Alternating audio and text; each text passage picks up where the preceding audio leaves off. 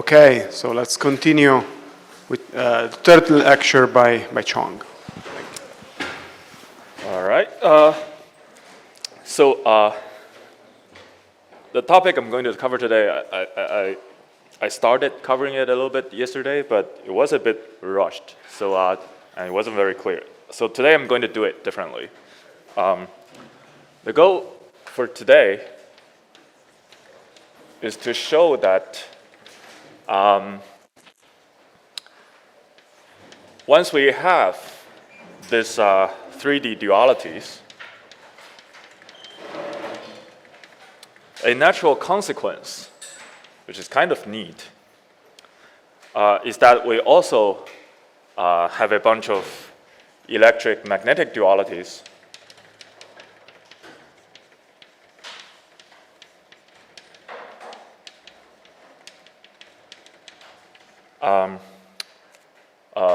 of 3 plus 1D U1 gauge theory, basically Maxwell theory, which is a kind of a classic, well understood topic, but now with boundary. All right. So without boundary, this is well known. You have the SL2Z duality structure, which I will review for you. But the nice thing is, once we have this 3D dualities, you can think of this as providing some natural boundary condition for the 4D SL2Z dualities. Turns out the arrow goes both ways, but I'll mostly be focusing on this direction. Okay, so let me begin. So let me put it there. So let's begin with closed manifolds without boundary yet. So let's begin with, again, 3 plus 1D. I'll be doing Euclidean, so it's really just 4D. U1 gauge theory. Without boundary, so I'll use this to denote boundary, just for simplicity. Even simpler, let's just do it in R4. It doesn't really matter. No, actually, I take that back. But you know, it's mostly R4, except for some subtlety. So let me just write down the Maxwell theory for you. Right? It's something that's reasonably familiar. Actually, wait. Let me first write down the action. This guy. So do not confuse this 4E square with the Maxwell term I wrote before, which was for 3D. This now lives in 4D. I have the Maxwell term, and then I have, in general, I can have a theta term. Pi square f wedge f.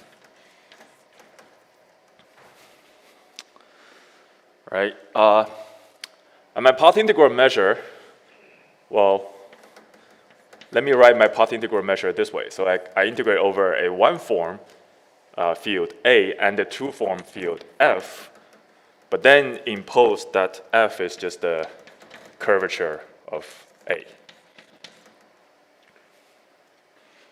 Okay, there's nothing weird about it.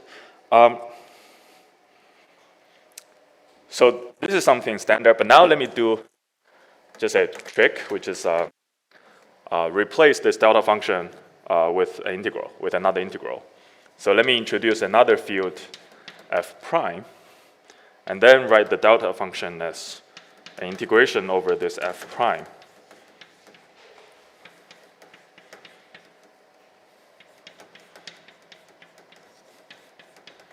Like this. Right, so if I integrate over f prime, I'm forcing f to be dA again. But now, another standard trick is we can change the order of integration. So we can integrate first over f and a. That's what I'm going to do. So, yes. Sorry. At this stage, it doesn't really matter when you put in the delta function, but this normalization will be convenient for later purpose. It basically gives f prime a natural quantization later. Yeah. I see. So now you can integrate out capital A. So capital A doesn't appear anywhere except for this term. So integrating out capital A is pretty trivial, actually. So you see what it does is to set df prime to 0. So essentially, this forces f prime to be dA prime for some other connection. But there's one more thing, which is since we assumed A is a compact U1 gauge field, so that since the integration of dA over a 2-cycle, let's say a closed 2 surface, it doesn't have to be trivial. It can be a 2 pi integer. So this is the familiar Dirac quantization.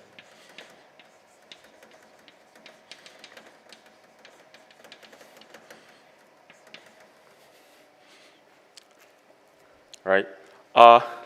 This means that I'm allowed to have non-trivial windings for integration for integration of f prime over a 2-cycle. So this means that even though f prime is a dA prime, the integration over any 2-cycle of f prime, well, because of the normalization I chose here, is also 2 pi n. Okay. Essentially, this one gives you an integer, so you sum over that integer, so that forces the integration of this guy on the dual 2-cycle to be also an integer times 2 pi. So this is really saying that by integrating over capital A, I convert my theory to another gauge theory, U1 gauge theory A prime, which also has the correct Dirac quantization. That's all what I'm doing. Okay. All right. So that's step number 1, integrating out capital A, and now you can further integrate out f, and only have f prime remained. Okay. So what you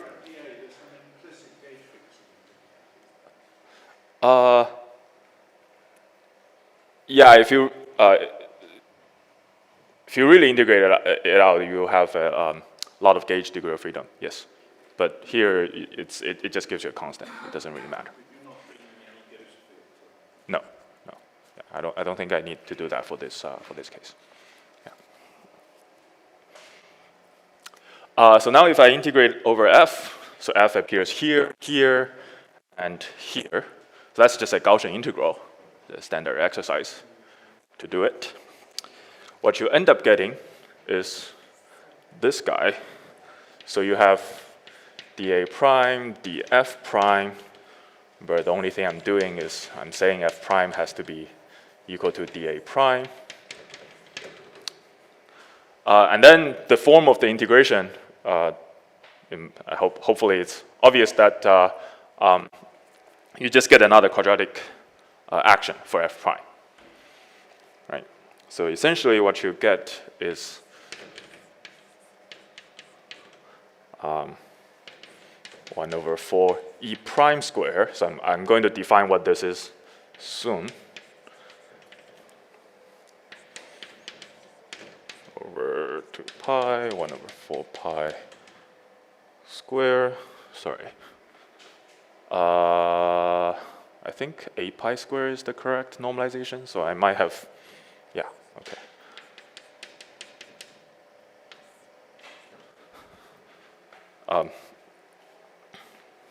So the statement is you just get another Maxwell-like action. The form is the same, yes?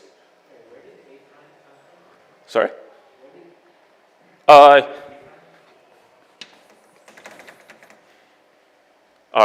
So if you integrate capital A, it's saying that f prime, so it requires this guy. So that's demanding f prime to be, yeah.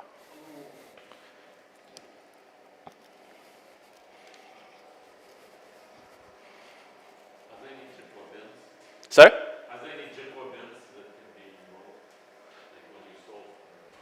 Yeah, so that's why it's probably better to you know, work in simple topology like R4, which has no problem.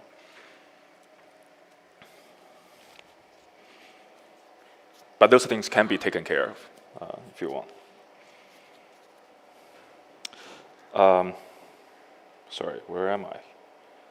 Yes, okay. So the statement is that if I define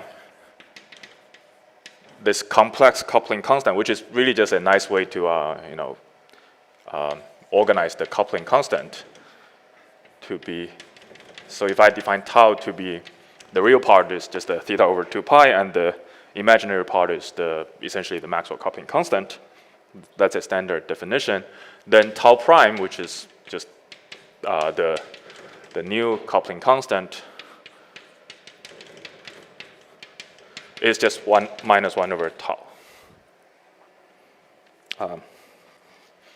So if you want to get some intuition,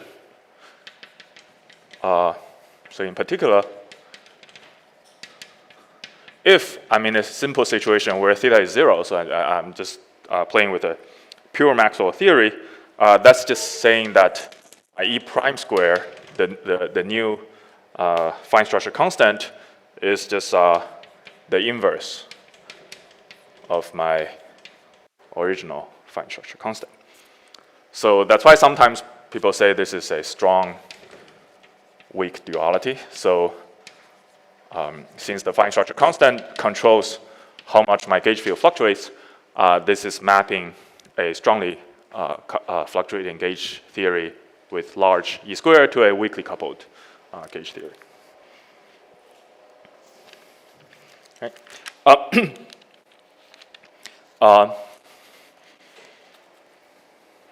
Which is also saying that if I have a Maxwell theory, so the conclusion is that a Maxwell, you can now just, you know, use my finger to eliminate all the primes. Sorry, here these are originally primes, but now you can just eliminate these primes in the field definition. It looks the same as before, except you have a different coupling constant.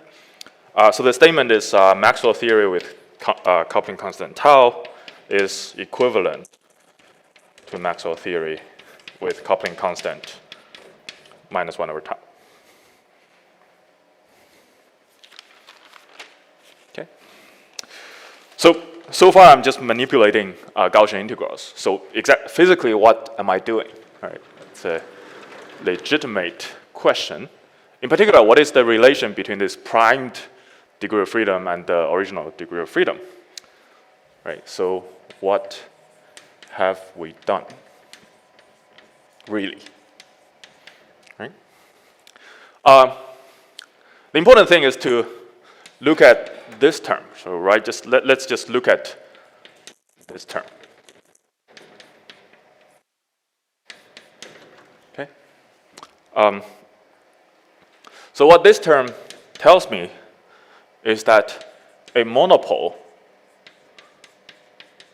in f prime, which is simply saying, you know, let's say you have some point defect in your in your 3D space, and you take a sphere around that point defect and you integrate the f over that sphere.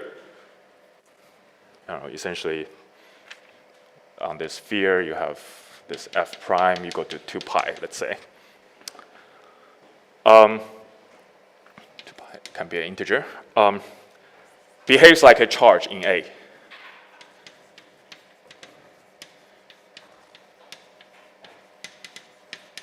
Well, why? Well, by definition, charge is just the derivative with respect to A0. So it's ds dA0. There may be some factor of I. Let's not worry about it, which is 1 over 2 pi this guy. All right. So this is your monopole charge.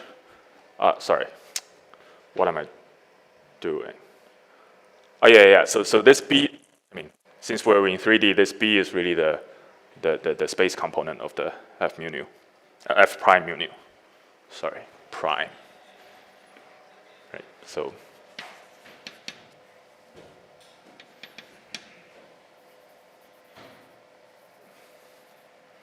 Yeah, you know what I mean. Yeah. And vice versa, if you have a magnetic monopole in capital A, you can figure out by the substitution that it looks like charge in the A prime. Right? This relation is mutual. So what we have done is we have exchanged electric and magnetic degrees of freedom. Essentially, now you decide to call your charge monopole and your monopole charge. When you say charge, you mean the zeroth component of the current? Yes. Okay. Yes. Yeah, 0. This. Yeah.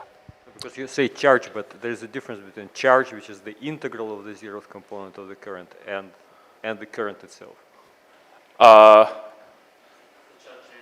Yeah. Sorry. By this form is really like charge density. I have to integrate it and get this thing. Yeah.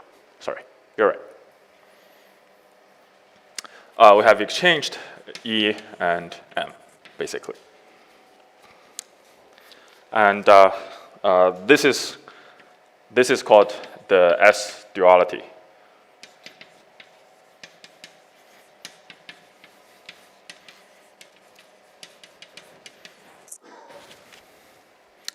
And once I say it's called the S-dual, you have every right to wonder what's the relation between this and the S operation I spent quite a bit of time talking about yesterday. And of course, I won't be talking about it if there is no relation at all. So that's what I'm going to do next.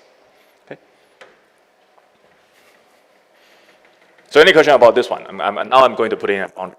So. Okay, so now let's do it with boundary. Right.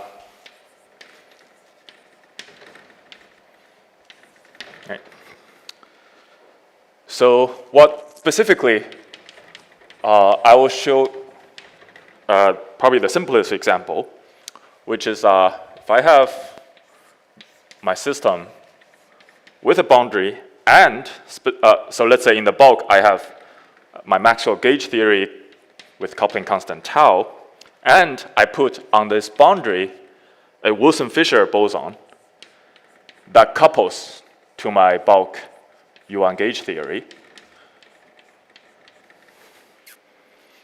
The claim is this theory will be dual to another U1 gauge theory in the bulk. Let me call it A prime with tau prime equal to -1 over tau. So it's the S-dual value. And on this boundary, again, I have another Wilson-Fisher boson, but now coupled to this A prime field.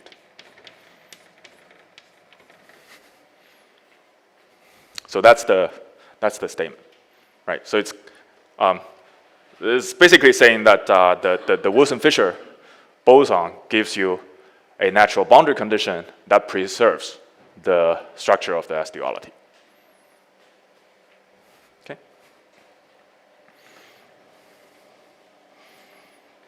So in compact notation, which I hope is the meaning is self-evident, I have Wilson-Fisher on the boundary. I have a tau in the bulk.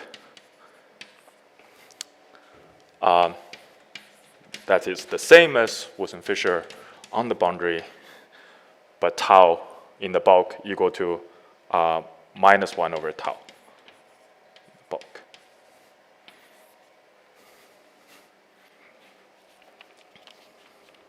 Okay.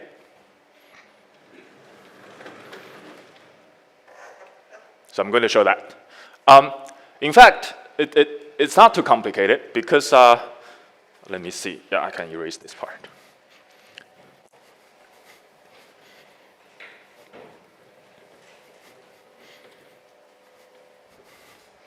Let me begin again by writing down the partition. So I have A, df. Actually, can you explain what do you really mean by Wilson-Fisher boson on the boundary? Because Wilson-Fisher boson was critical before you coupled it to the bulk gauge field. Yes. So I should actually I am going to define, but the statement is that the gauge field, the U1 gauge field, is defined both in the bulk and on the boundary, but the Wilson-Fisher boson only lives on the boundary. If you like, it has an infinite gap in the bulk, right? Okay.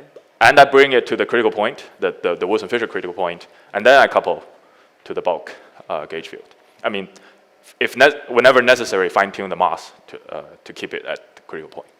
But that's important. Yeah. Because once you couple it to the gauge field, it's no longer critical. Oh yeah. In general, you will move away, and you have to bring it back. Yeah. So you want the boundary to remain critical. Yes. Okay. Yes. In fact, if you turn on a little bit of positive mass on this side, the statement is you turn on a little bit of negative mass on that side. So, so the mass perturbation still matches. So, yeah.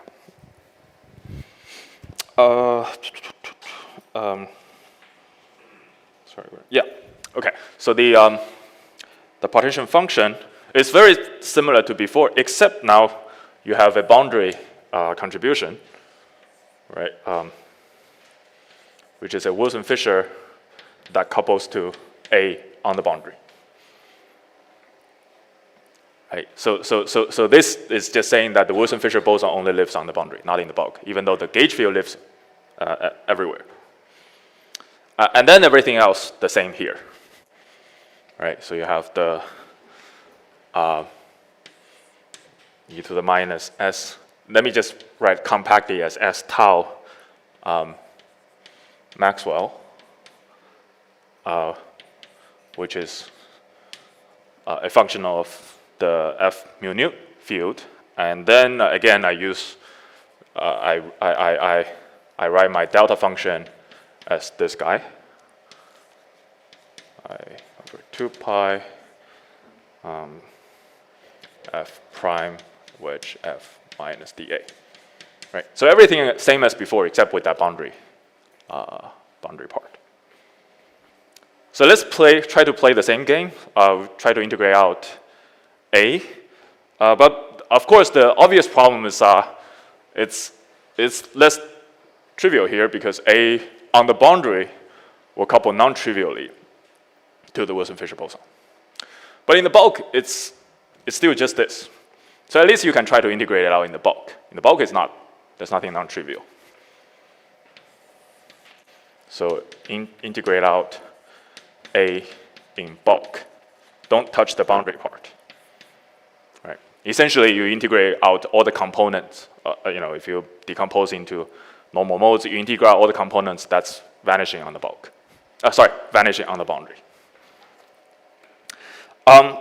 So then it doesn't look very different from before. You will force F prime to be dA prime. But there is one thing. Even after you forcing that, this term,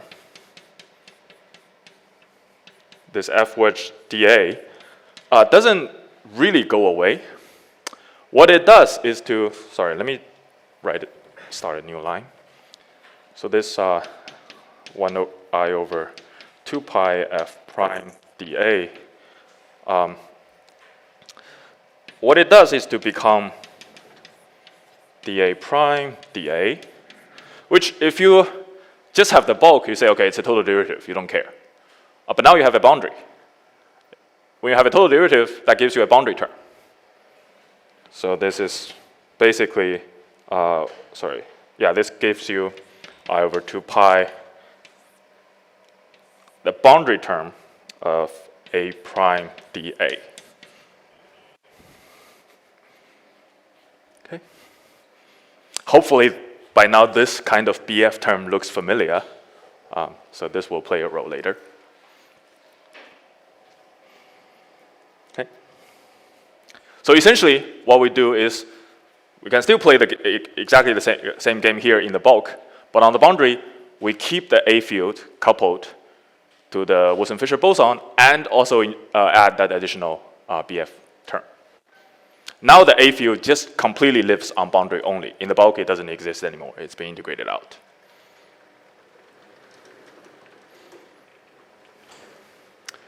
And after that, the Wilson-Fisher boson sees only the A field, which now only lives on boundary.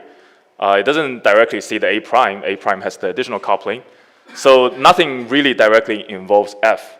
So you can still integrate out F. That part makes no difference at all, right? The previous case, so you just integrate out F, and then you get exactly the same thing in the bulk. No difference. So what do we conclude? The conclusion is that I can pretty much just keep this line. I can keep this line, but with one addition. So here, just the definition of this thing, I have this, but then there's additional term, which is first you have the. Sorry, let me keep the prime labels here, so we know what we're doing. But then you have another integration, which is dA, but now A only lives on the boundary. So let me use this notation. Now you have the boundary Wilson-Fisher that only couples to the boundary gauge field, a boundary, let me call it. But then you have this BF term.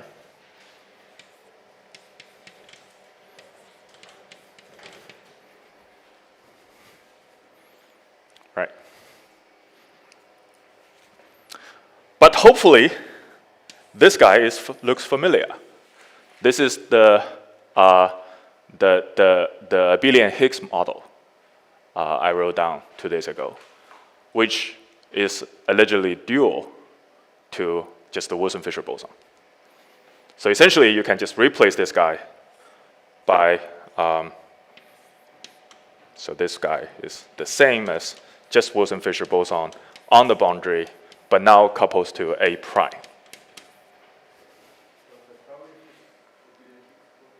Oh, sorry. There's no action for A on the boundary. There's no max selection on the boundary for A. Oh yeah, yes. So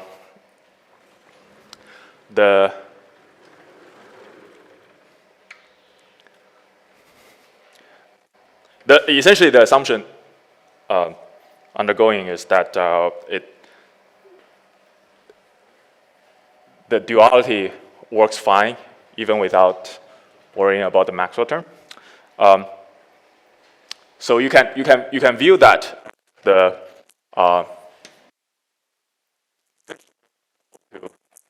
let me use the earlier notation we had.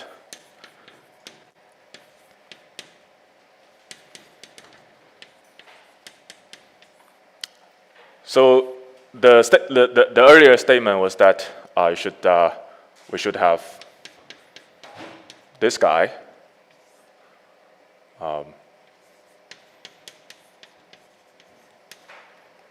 So the statement is this theory flows to flows to Wilson-Fisher at energy scale. Let's call it p square. Much below e square. Right, e square gives you the natural scale. And once we know that, as long as that's true, it's fine just to take e squared to infinity. Right? That's basically saying you're always in the IR. It doesn't matter what's your, because once you take e squared to infinity, it's like the IR limit. Essentially, that's because in this theory, e squared is the only energy scale. So taking it to infinity is just like taking the IR limit. Of course, this limit is exists here because we have enough information to show that this duality is indeed correct. It does flow this way, right? Otherwise, when we don't have, when we don't have the full confidence about the existence of this duality, the existence of such limit is conjectural. We kind of assume that.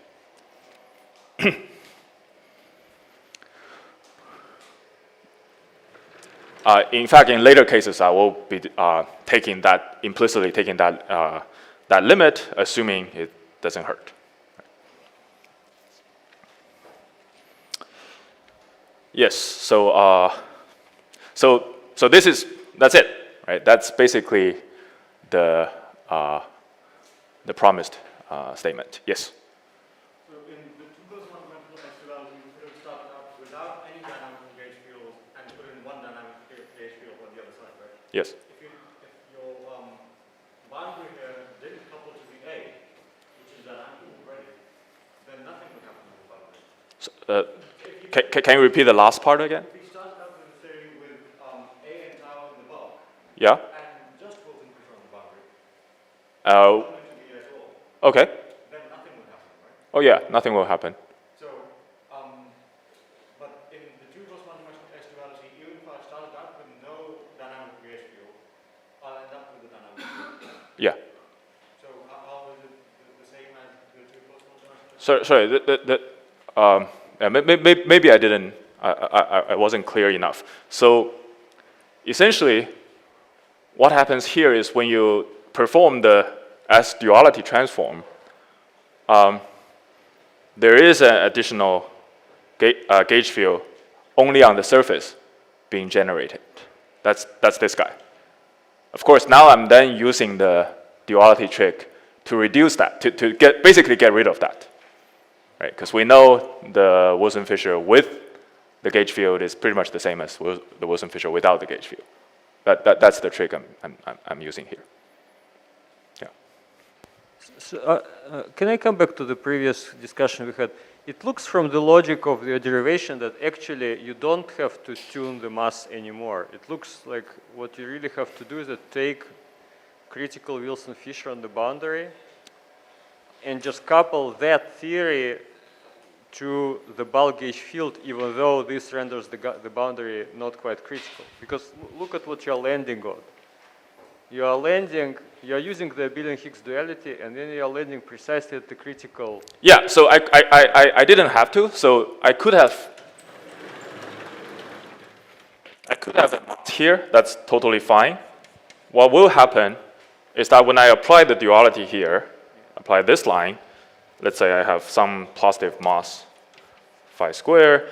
That according to the 2D duality, the 3D duality, I should have negative m phi theta square. No, but that's not rigorous. That was just some trick that you did to check the mean field phase diagram, but we don't know. Yeah. Otherwise, we don't know. Duality works at the critical point. Yeah. So if you don't apply this line, if you can just keep this one here. That will be fine. Yes, indeed.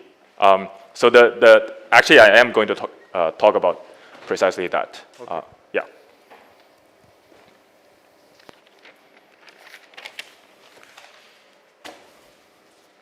Okay. Wow. I think I went too fast yesterday and too slow today. So let's see. Anyway. Okay. So one more comment about this. Again, I've been manipulating essentially Gaussian integrals, but exactly what am I doing?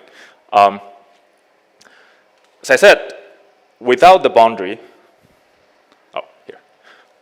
without the boundary, what this S duality does is to exchange E and M, right? So that means that even though it looks just like Wilson-Fisher theory on both sides, this phi boson on this side should be viewed as the electric charge, and this phi tilde boson on this side, when you view from the original observer, it should be a magnetic charge. It's the monopole that's getting critical. on the boundary. Right. So that's the interpretation. So basically, Wilson-Fisher, the boundary Wilson-Fisher of electric charge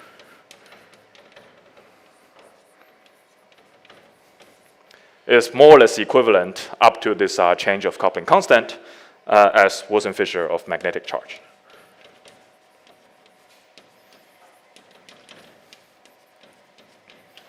Which is, of course, in hindsight natural, since the duality is called boson-vortex duality.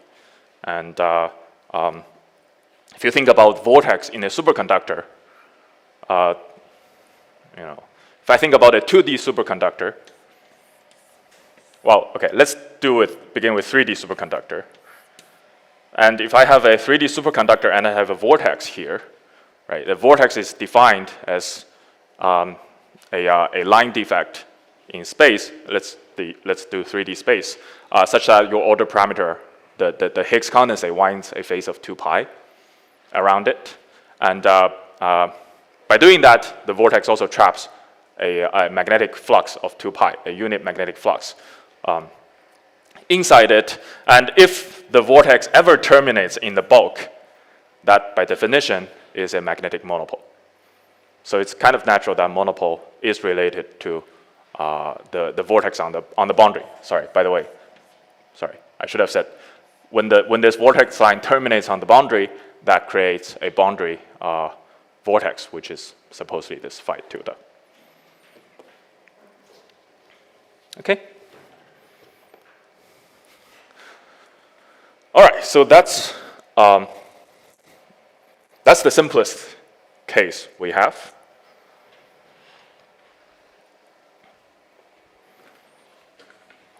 And since I mentioned both S and T yesterday, you may think that I should also be talking about a T operation in the bulk. But that turns out to be a very simple one. So, so now let's go back to without boundary.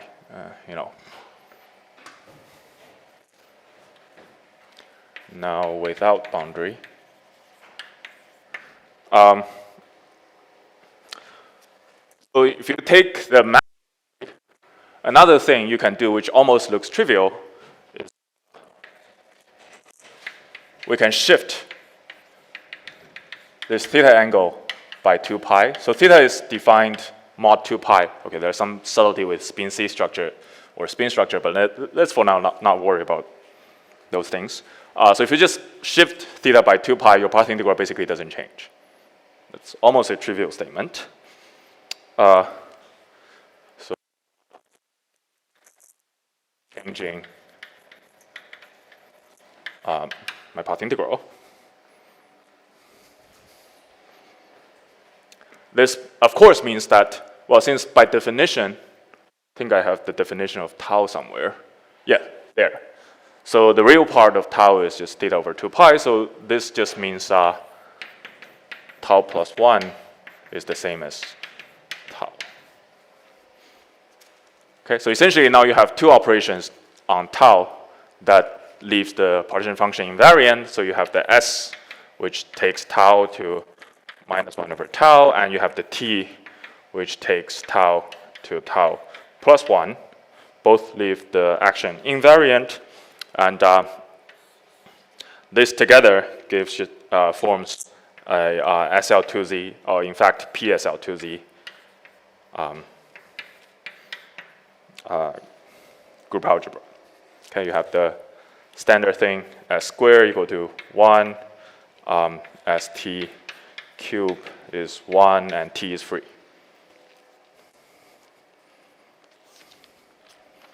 Okay. So the statement is Z of any W acting on tau is the same as Z tau for any W in this PSL2Z.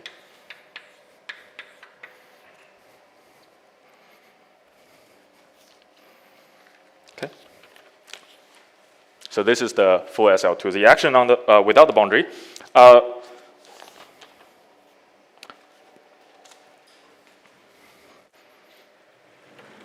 So now let's talk about, actually, let me just erase this one. Yeah, I think I can finish this part before break.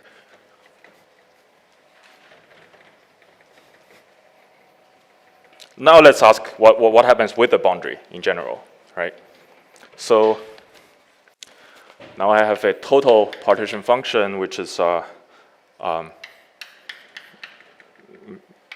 so there's a boundary part. Let's say the boundary has some CFT. It doesn't actually have to be CFT. It could be whatever field theory you like, but let's just stick with CFT. That couples to the gauge field, and then there's a bulk Maxwell theory at coupling constant tau that depend on the gauge field. Right. So if I do the S transform following exactly the previous logic, what I end up getting is a new gauge field in the bulk called A prime, which has the dual Maxwell coupling strength, and a new gauge field on the boundary, a boundary. Right? So this one only lives on the boundary. And then my boundary CFT now coupled only to the boundary gauge field. Then at the additional BF term that's on the boundary. And then my dual Maxwell theory.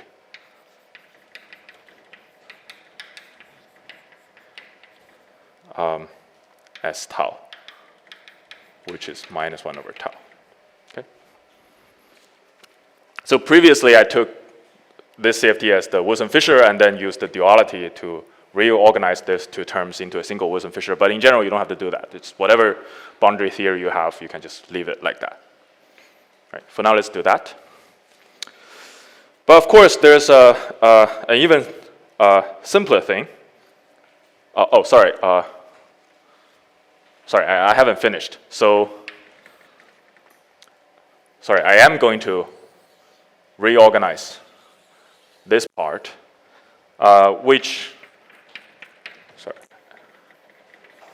this part, which from my definition yesterday, I called it S transform of the CFT. Whatever it is, right? It's by definition, this part I call it S. Also on the boundary, but now only coupled to the A prime, and then the Maxwell theory of the S transformed A prime. So what I'm saying is, if you do an S transform, your bulk coupling constant goes to the S value, -1/tau, and your boundary gets an S gets acted on by an S operation. So this is the most general statement. Of course, then you can also ask, what about T? Well, T is much simpler because. Can you remind me? So the S transform with the CFT is it known that it's a CFT? In general, it's not guaranteed. So yeah, let me just remind you. Let me just get a quick review of this. So in general, for any CFT, I can define the S operation on that. Actually, it's literally just this. Yeah. I don't think I need to write anything. The definition is this. Now, for any fixed point partition function, I can define a new partition function this way by formally making this gauge field dynamical. So this partition function formally is also a fixed point. It looks conformal because this term is basically a topological term. However, one may worry about whether this partition function is well defined at all. So to make it really well defined, the safer thing is to add a Maxwell term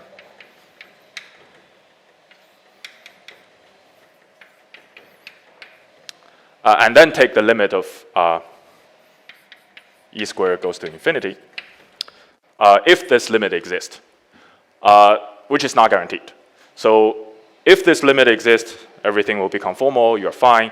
But there are known examples where this limit doesn't exist, and there are also known examples where this limit exists, but it doesn't commute with various other limits you want to take.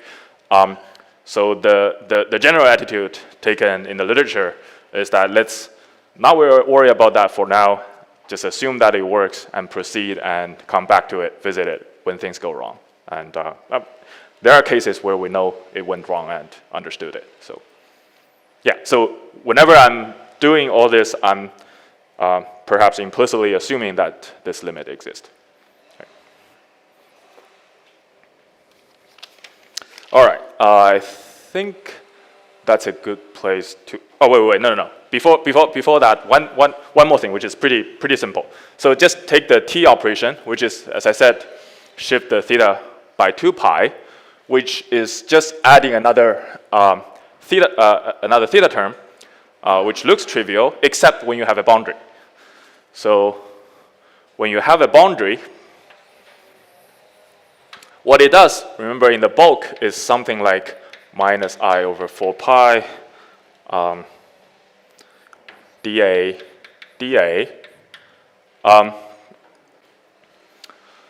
So when you have a boundary, this term again becomes a boundary term. This becomes minus I over 4 pi boundary integral of A dA, this transaminance term, which hopefully is also looks familiar by now. Which means if you do a T transform, you're going to shift your boundary transaminance level by -1. So to undo that, you want to add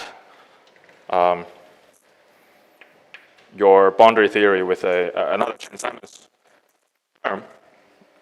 Sorry, I think that's +1 with the sign function. So the statement is that with this theory, it's also a T on the CFT. Remember, I defined the T of a theory as just that theory with the transaminance term shifted by level 1. Sorry, I think I need T minus inverse here, just to, because I want to cancel that guy. With the Maxwell T of tau, which is tau plus 1 dA. Okay, so I'm just canceling the transaminance term. It's nothing fancy here. So to summarize, what I'm saying is that if I have a boundary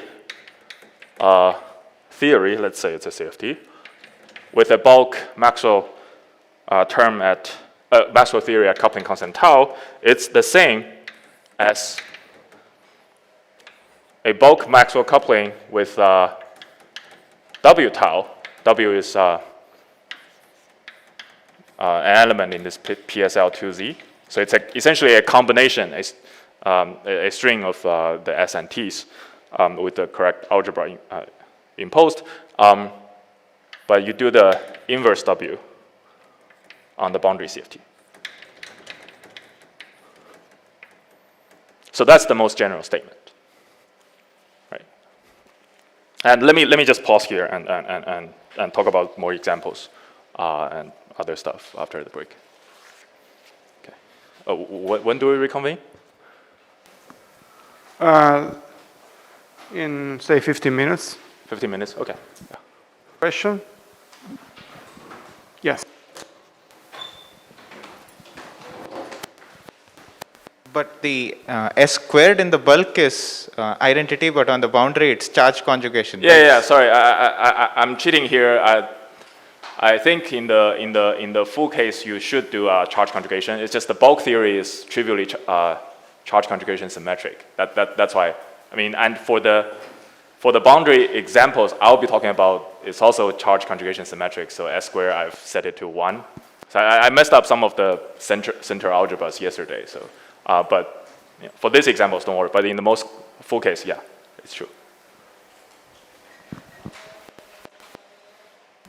Okay. Then let's close.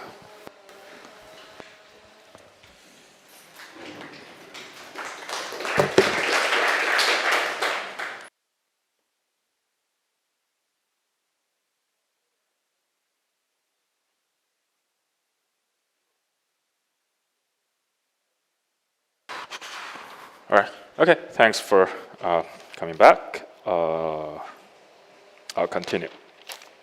So, yeah. So basically, let me just give two examples of that relation, just to make it a little bit more concrete. Again, using this 3D dualities I talked about yesterday. For example, if I use bosonization, this Chen-Simons U1 bosonization,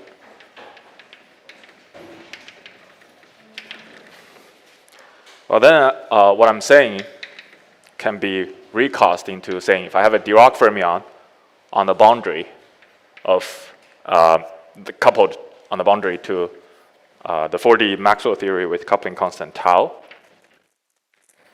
The statement yesterday, or from 2 days ago, is that this Dirac fermion is supposed to be dual to the Wilson-Fisher with ST transform. Right? Remember, it's Wilson-Fisher with a Chen-Simon term, and then you make this Chen-Simon gauge theory dynamical when you have this S operation. Okay? So Wilson-Fisher plus U1 level 1. Well, now use that relation there. We can get rid of this ST here. But then we shift the bulk coupling constant. So what do you get? You get ST on tau, but ST on tau is just nothing but minus 1 over tau plus 1. Right, this is basically saying if I have a Dirac fermion on the boundary coupled to a bulk Maxwell theory, it's the same as a Wilson-Fisher on the boundary coupled to a bulk theory with this new coupling constant. Again, there are subtleties about boson fermions thing which I won't explain in detail, but let me give some intuition to that. And by now, this is just a formula, right? So let me give a little bit of intuition to how that came about. Right? So I won't try to make this super precise. They can be made a little bit more precise, but I think it's good enough to give you some pictures. So the first thing you may wonder for a little bit is how did you get how did you go from the charge being bosonic on this side to a theory where the charge becomes a fermion, right? It turns out that in the bulk has a very natural interpretation, which is if I have a Maxwell theory with some gapped excitation, let's say I have some charge, I have some monopole, right? So if the unit charge, by unit charge, I mean some excitation, it could be very heavy with charge 1, and the unit monopole, so define this integration on some two surface, let's say some S2, small s2 is 2 pi, which let me also call it Qm. Let's define Qm as this guy.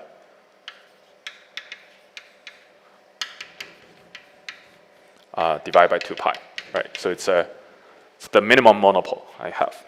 So if both these guys are bosons,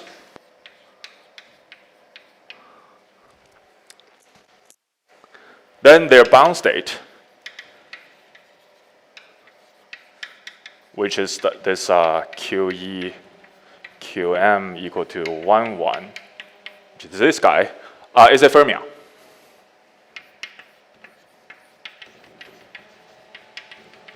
This is a fact about 4D U1 gauge theory, I think known since the late 70s or something. But in case you haven't seen it, here is a heuristic and quick argument, which is if I have a monopole here, right? I have my monopole, and I take a charge here, I try to put them together. Well, I probably don't want to put them exactly at the same point. Who knows what's going on there? So I put them with a tiny distance from each other. So there will be a, let's say, a unit vector pointing from the monopole to the charge. And now I imagine moving this unit vector around. Essentially, let the charge move relative to the monopole, right? Rotate around it or whatever. Thing is, as this vector n hat rotates, there's a Berry phase accumulated. And this Berry phase is nothing but the well-known Aharonov-Bohm phase. So the Berry phase, as this n hat moves. So imagine this n hat is moving on a unit sphere, and if within some time it moves with a it goes through a closed trajectory, then the Berry phase is just the area or the solid angle spanned by this trajectory divided by 4 pi. Right, so it's consistent if it spans the whole sphere. It's like, sorry, I think times 2 pi. So it's, sorry, it's the area divided by 2. Right. But if you are familiar with how a spin accumulates Berry phase as it rotates around, this is what the spin does if you have a spin half degree of freedom. Right, this is the minimum you can have. So this is basically saying that this bound state has angular momentum 1/2. Of course, it doesn't have to be 1/2. It could be 3/2, 5/2, doesn't matter. But the important thing is it carries half integer angular momentum.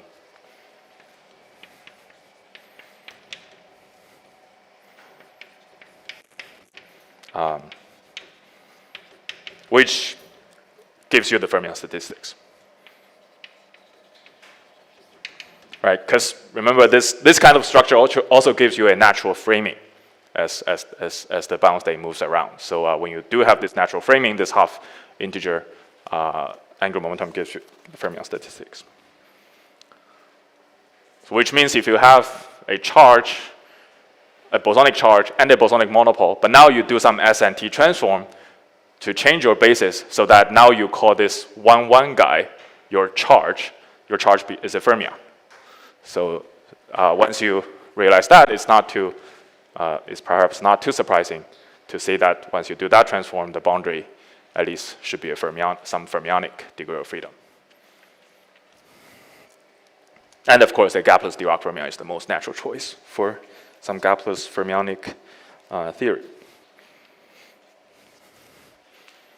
So that's intuition number 1. And the intuition number 2 is, remember, 2 days ago, actually also yesterday, kind of made a big deal about how time reversal symmetry is implemented in the bosonization duality, where the composite boson, the Wilson-Fisher boson that couples to the U1 gauge field, gets mapped to its vortex under the time reversal.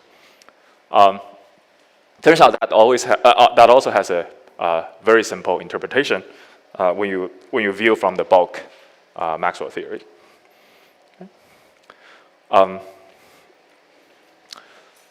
So intuition number 2 is how time reversal works.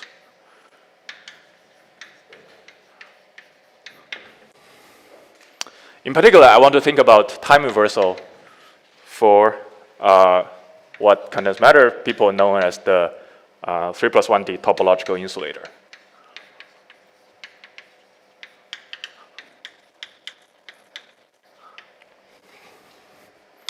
But not completely free topological insulator, but a topological insulator coupled to a Maxwell theory.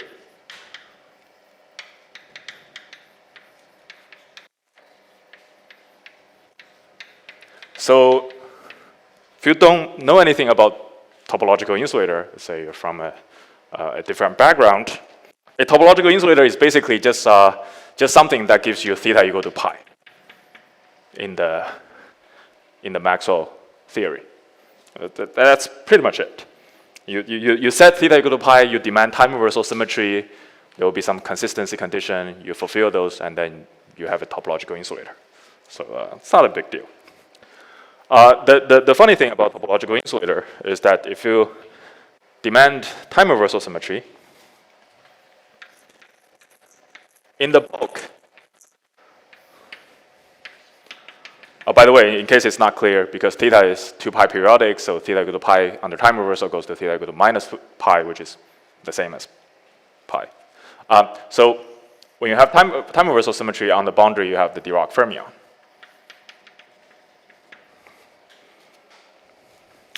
Right? So this is the Dirac. But for now, let me focus on what happens in the bulk, and let's again think about the monopole. Right, so if I have, let me call it M. So if I have a monopole, the thing with theta term is that the monopole will trap a charge. Right, it becomes what's called a dion. Right, so you can see that from the theta term.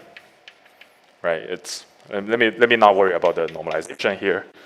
It looks like dA, so if you vary with respect to A0, there's a charge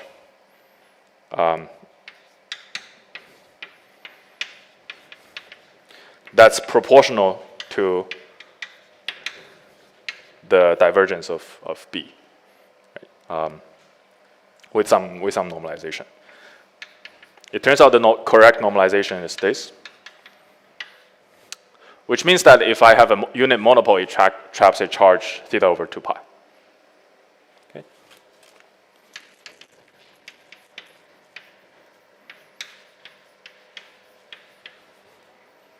So the charge is theta over 2 pi times the magnetic charge. So if magnetic charge is 1, I have a 2 pi flux, I got a charge theta over 2 pi. So that's in general true. And in case theta equal to half Qm. So the interesting object here is when Qm equal to 1. So I have QE, Qm. Let me think about this guy, 1/2, 1.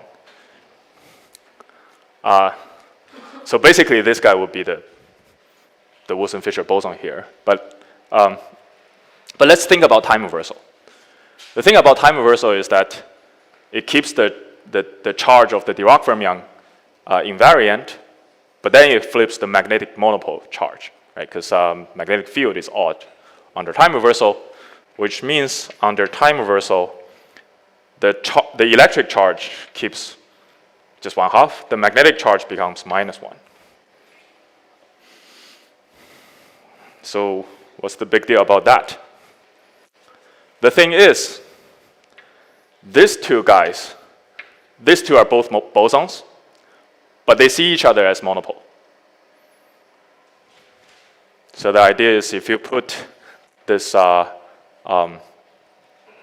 this 1/2 1 guy near the 1/2 -1 guy, and if you calculate the Berry phase as this vector rotates around, it's exactly the same as that guy.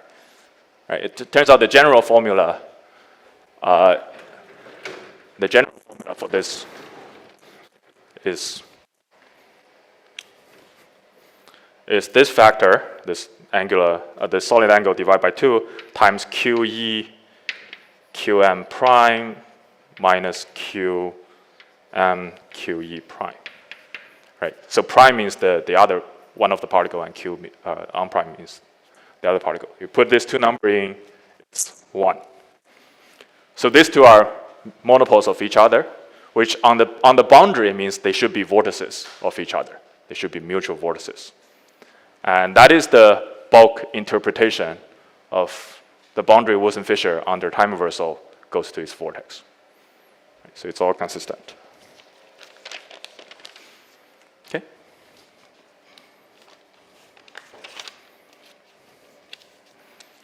Any question about that?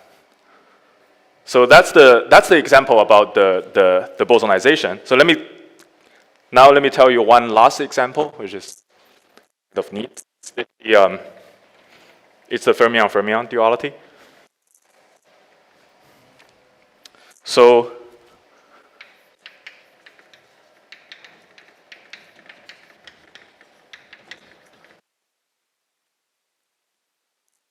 again, I first use the Fermion duality, which I talked about yesterday.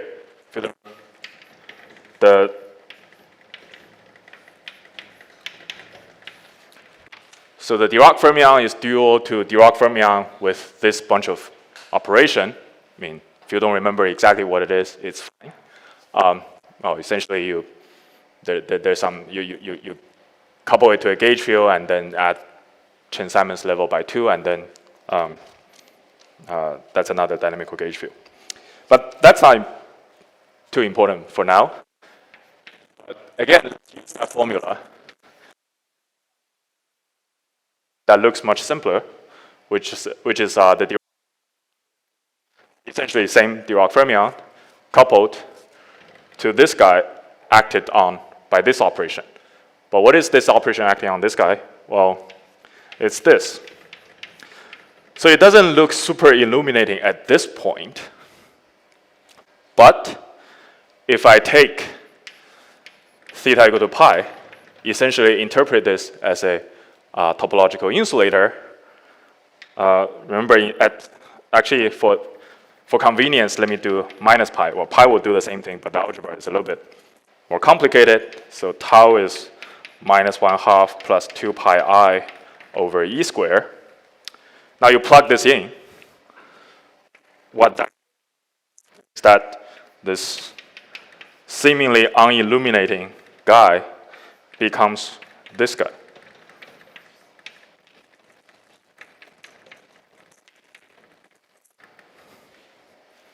Okay. What is this? Well, theta is still at pi, so you are still time reversal invariant, which is good. But then this imaginary part, which is the fine structure constant, gets inverted. What that tells you is that this guy is just a new coupling constant, which is the inverse of the original guy. So this is very similar to what you have for the bosonic S duality, except it's a fermionic version. So this string of operation looks more complicated, but at the end of the day, again, you are just inverting the fine structure constant. Right? You're just mapping strong coupling to weak coupling. So this is like a EM duality, a strong weak duality for topological insulator.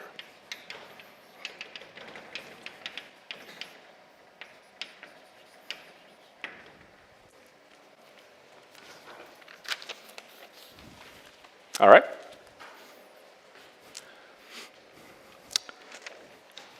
Okay, so any question about this part?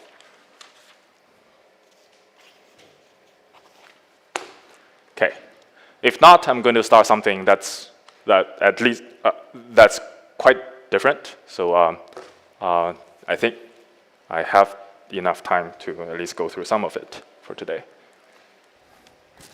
Okay.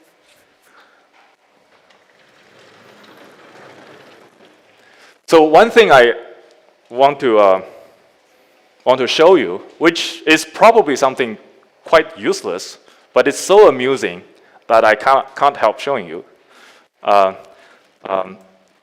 is that if you go back and look at some of the familiar dualities in 1+1 dimension, things like the Kramers-Wanier self-duality and the Jordan-Wigner duality, which a lot of you, I'm sure, are very familiar with, there is a way to formulate those dualities so that there's a very amusing parallel structure with everything I've said so far.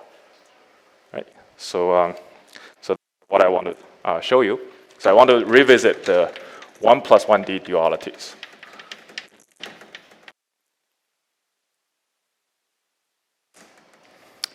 For this part, for obvious reason, I don't want to go into too much detail. I think it's enough to just show you that such structures are there. But if you want to learn more about the details, well, there are actually quite many papers on this.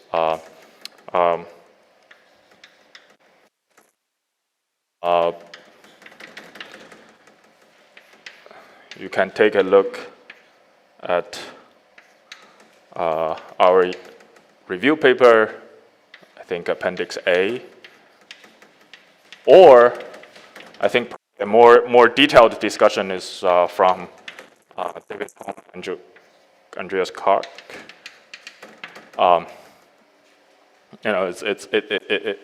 It's discussed more carefully there.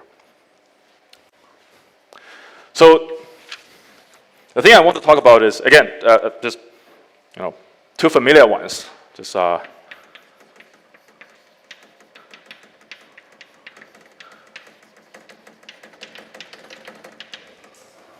so there is the Kramers one here.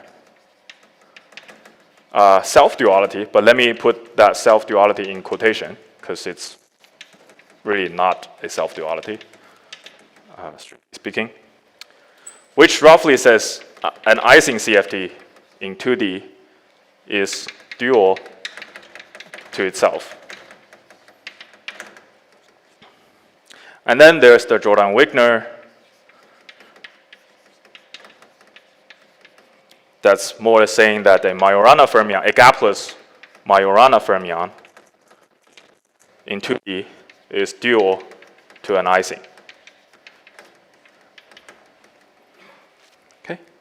So what I want to show you is if you formulate these two dualities correctly, paying attention to the topological aspects, like which boundary condition do you fix, which boundary condition do you sum over, the structure is very similar to the 3D dualities I've been talking about so far.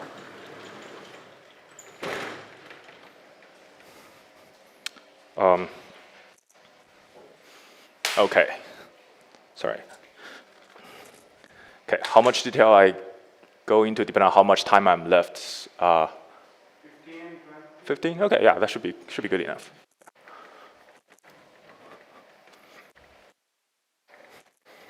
So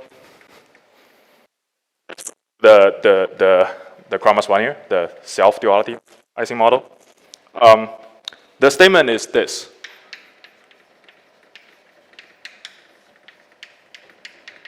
So let me write the Icing model again as a 5-4 scalar theory. I mean, strictly speaking, you don't have to, but I mean, there are conceptually better ways to do it. But just for notation simplicity, let me just write the theory as a real 5-4 scalar.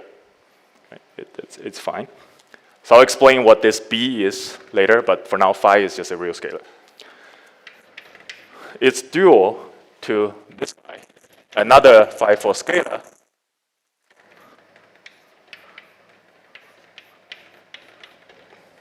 But now coupled to a dynamical Z2 gauge field.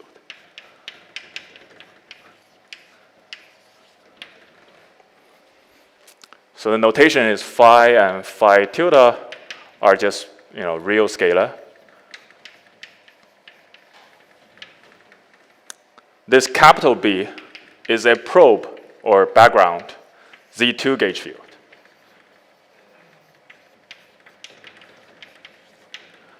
And it's a discrete gauge field, so field strength locally is 0. It's a flat gauge field.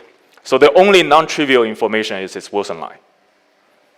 So only non-trivial info is the integration of this B over some one cycle. Right? Essentially, if the Wilson line is non-trivial, this takes value in 0 or 1. It's a Z2 valued gauge field, and essentially when the Wilson line is non-trivial, it's just saying that in that over that cycle, your phi field takes anti-periodic boundary condition. That's it, right? So So this B over cycle B phi is anti-periodic.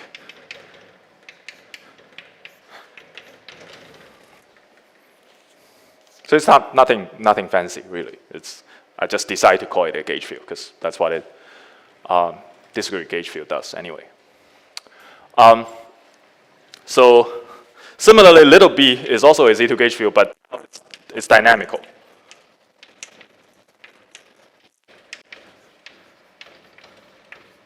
Again, the only non-trivial information is how it sets the boundary condition of phi tilde, but since it's dynamical, you integrate it over in your path integral, which practically means in your partition function, you should sum over all the possible boundary conditions for your phi tilde.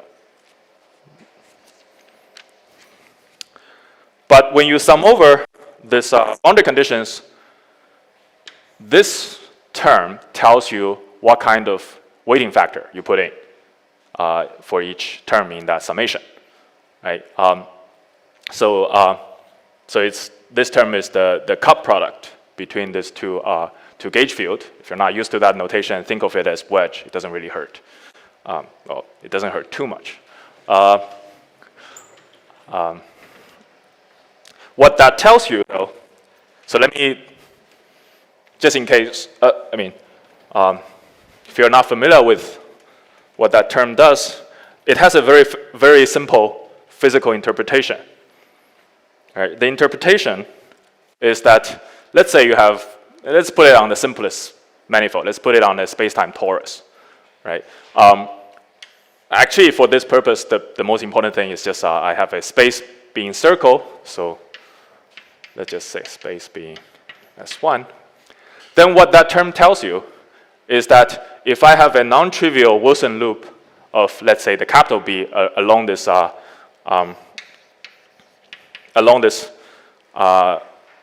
circle, then that gives me an extra Z2 charge under little b. And similarly, if I have a little b non-trivial Wilson line, that gives me a non-trivial Z2 charge under the other guy, the capital B. Now, if that sounds familiar, that's exactly what you have for the BF term in 2 + 1 dimension. Remember, for the 2 + 1 dimension, I have the little a, the capital A, and the flux of one gauge field carries the charge of the other. So this does exactly that. All right, so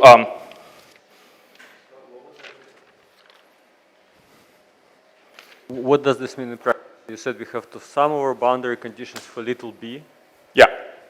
So we have four boundary conditions to consider, right? Yes. And so and B has only, again, there are 4 possibilities for big B.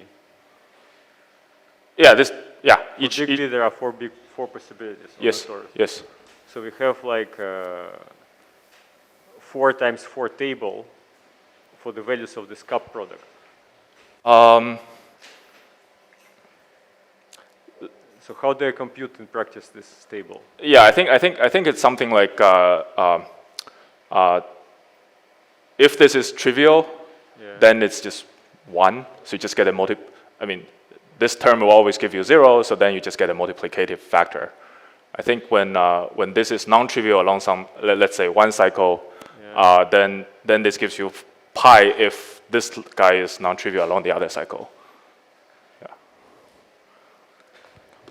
So the only case when it's non-trivial if both little b and big B are non-trivial but are along different cycle. Yeah. Okay. Thanks. Yeah, I think if they're both. Oh no.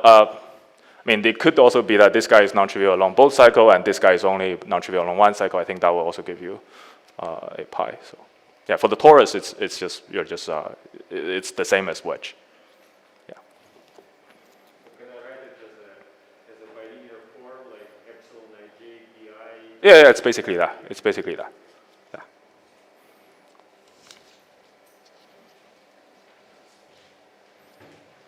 Yeah. Right, sorry, where am I? Yeah, okay.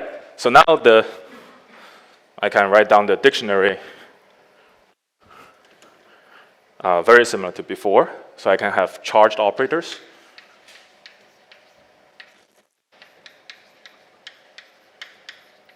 So there's only one global symmetry, which is the Z2. So on the left-hand side, of course, my charged operator is just my real scalar. And on the right-hand side, this term tells me that a charged operator means an operator that flips this flux of little b by 1. So that's a Z2 instanton. That's an instanton in your Z2 gauge field. So instanton in little b. Of course, depending on your background, you may be more used to call it twist operator. Again, for many of you, this is nothing new, but perhaps in a slightly different language. And of course, if you turn on the mass term, it's equivalent to the opposite mass. For the positive mass, phi is gapped. That's the disorder phase of the Icing model. On that side, you just have the phi tilde condensate. And again, when phi tilde condenses, essentially dynamically, you are setting little b to 0. And again, it's trivial. And if you have negative mass, phi condenses, which sets your capital B to 0 dynamically. It's like a Meissner effect for Z2.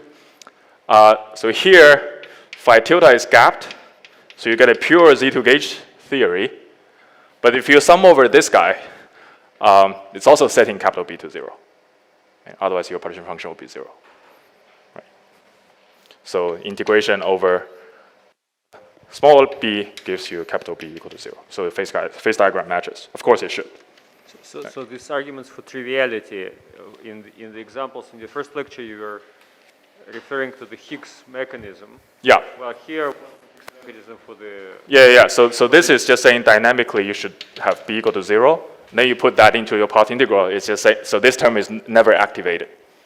So you your partition function is just in the IR is just trivial 1.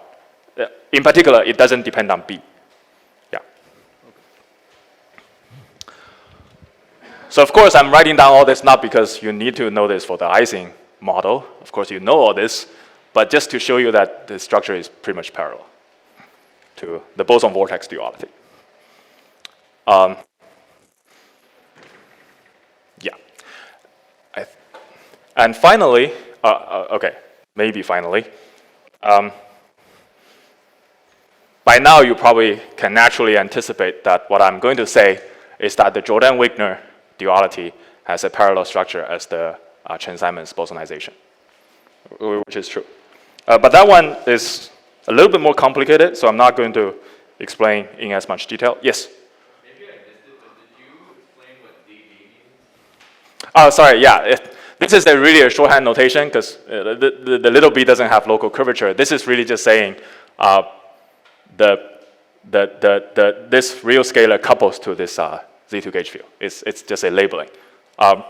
Here, by coupling, I mean when this capital B has non-trivial holonomy, you have an antiperiodic boundary condition on this field. Yeah. All right, so the Jordan-Wigner.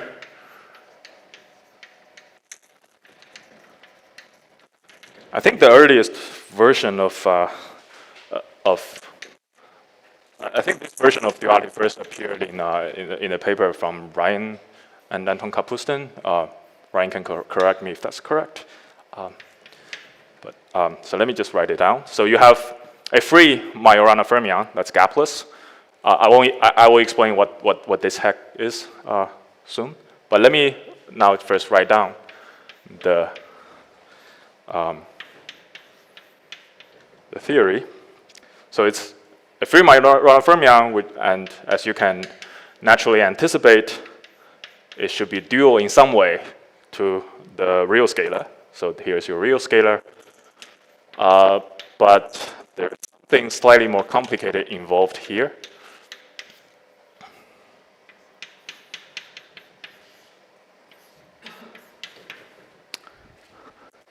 All right, so explanation, chi is a Majorana fermion. Phi is, of course, a real scalar. Sorry? What's in the index of the Dirac operator? D slash and then what's below? Yeah. I'm going to explain right now. So rho is some reference spin structure.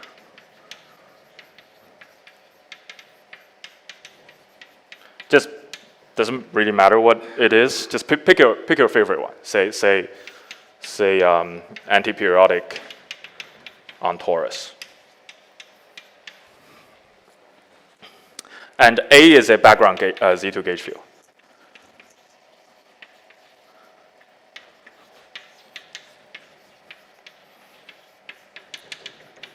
The meaning of A dot rho is that if the holonomy of A is non-trivial along certain cycle, this A dot rho will have the opposite periodic condition, opposite boundary condition for the fermion. Okay, so it's essentially essentially the change of your spin structure. Right, so let me just write it. If on some cycle A is 1, then A or rho is opposite to rho over that cycle. At least for on torus, that's basically how it works.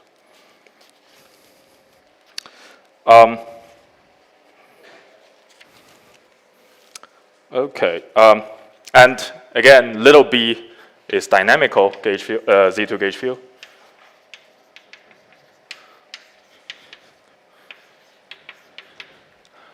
And then there's there's B cup A, which I explained sort of before, and then there's this guy, which is known as the Arf Invariant.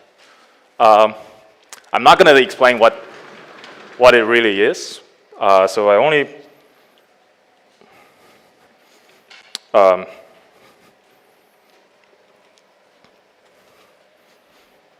so it's just another topological term. It's slightly more complicated than this B wedge B, if you like.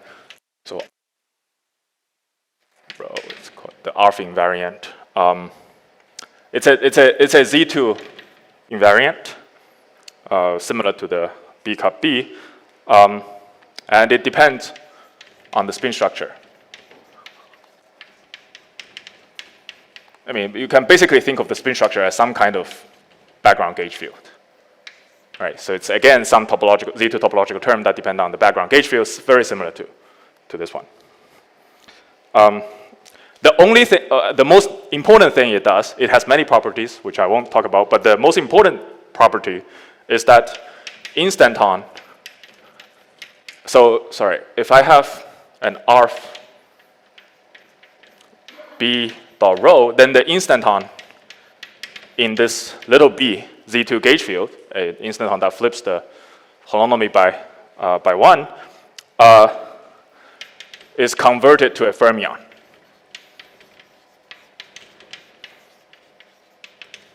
By this Arf invariant. And of course, that's how the duality can work, because on the right-hand side, otherwise it looks like a bosonic theory. But then because of that Arf term, the instanton of the dynamical Z2 gauge field is actually a fermion, and that's dual to the free Majorana fermion on the left-hand side. So that's dual to the chi fermion. And of course, that should remind you of the U1 Chen-Simons term in 2+1 dimension, because there, the Chen-Simons term, what the Chen-Simons does is to convert the U1 monopole, the U1 instanton, into a fermion. So let me, that's pretty much it. So let me just summarize.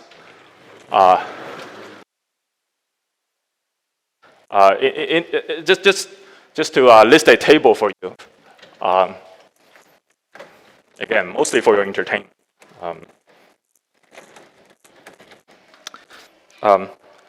So the parallel sorry.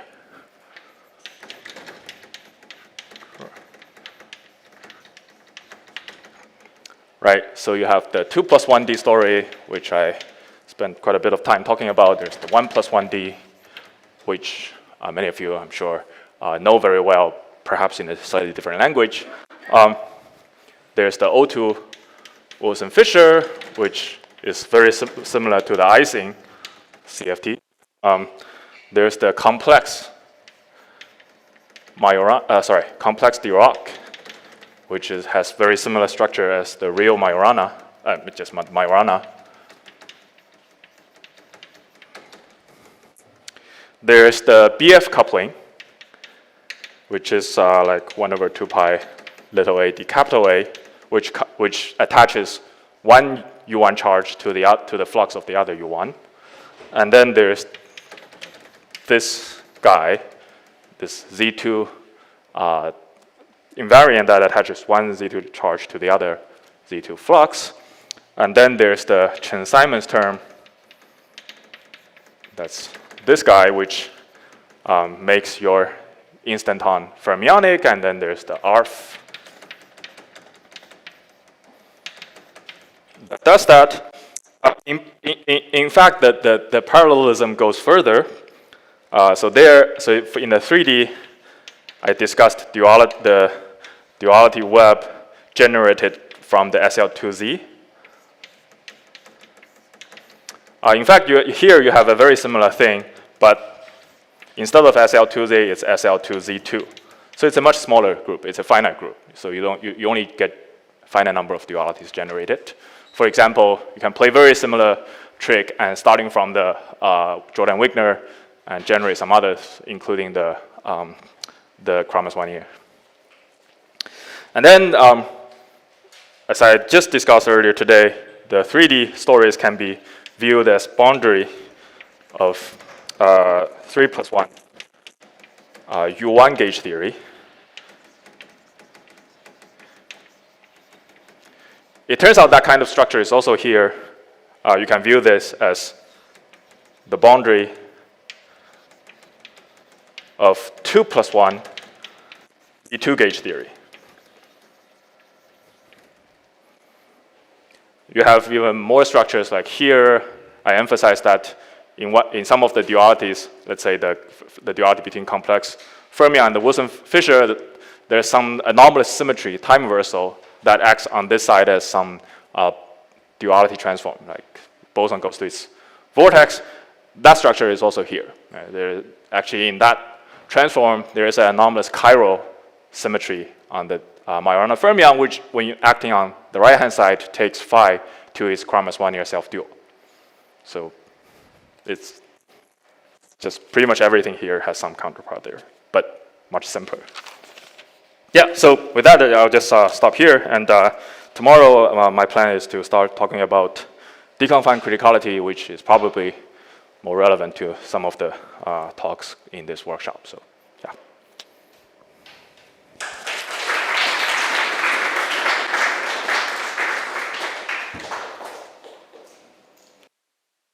Any question? Okay, if not, let's go for lunch and we'll start again at 3.